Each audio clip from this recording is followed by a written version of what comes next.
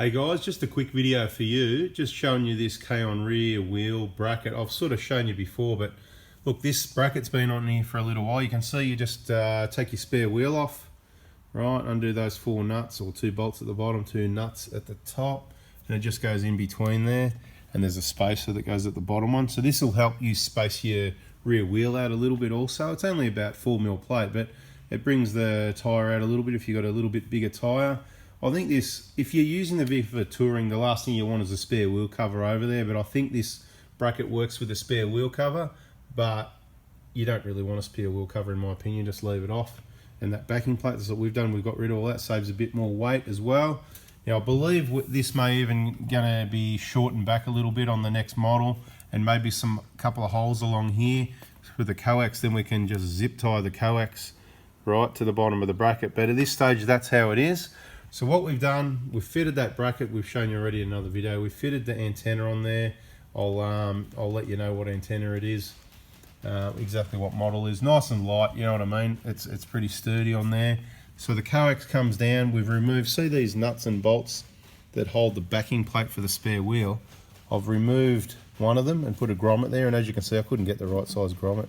So what I'm going to do, once we're all done and dusted, I'm going to put a little bit of RTV silicone in there to make sure that's sealed up, because what's going to happen here, it's not a big deal, but what will happen is the water will run down this cable and straight into there, so that's got to be sealed up.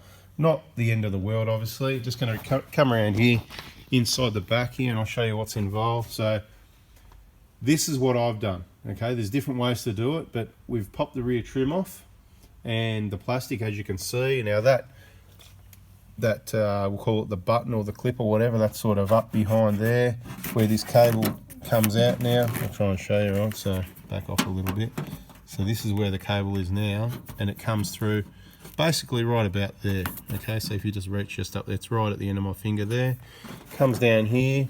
We've just popped this grommet out at each end of the door, right? This end's easy, you just run the wire. I'm just showing them sort of in the process now. You can see the rest is on the ground. So it comes out there, in there. And what we've done, this grommet at this end, you can see obviously that's where it fits up there. So just inside of that, we cut a little hole in there where we've pulled the end out, okay?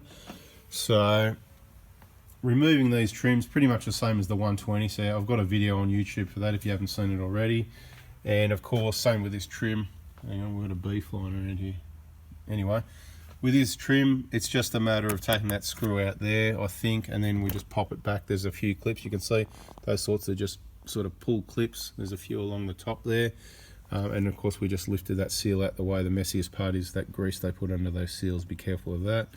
And then you can just reach in there once we put that grommet back in and grab that cable, and I'm just going to feed it to the bottom of this trim here. Bring it out probably, you know, at the side here somewhere, run it along the bottom, or just squeeze it down in underneath there, right? Along there all the way, and that gets us to the back seat. Then it can go under the back seat, down onto the floor, under the floor mat. We've got a one-piece floor mat that goes across the back and go underneath the floor mat and directly across to wherever we're going to take it, which in this case, we're running this using it with a handheld still. We just want to see the 5-watt handheld. If it performs just as well as the in-car unit, we'll install later. The batteries on the handhelds last really well, so as I've said before, good for someone that needs a more temporary solution. We've got that magnetic mount we're using at the moment. We're just upgrading to this rear antenna mount, suitable for vehicles with no bullbar. Just wanted to show you that. That's how I'm doing it here. I hope that's helpful for you, but that'll make it all nice and neat coming in here. And we'll just have the antenna wire. The handheld, we sit on top of the handbrake. On top of that, we'll call it leather or whatever it is. It sits really well, so that connection will just turn up around about there somewhere. Perhaps I'll show you another video. I'll let you know if it's not long enough. The antenna says it's 4.5 meters of coax. As it turns out, I measured it. It was just a touch over 4 meters, so it's about 400 shorter than what it quoted. So hopefully we'll be okay. I think that we will be. I think it'll be perfect, but I'll let you know if there's a problem. I'll pop this up in the meantime.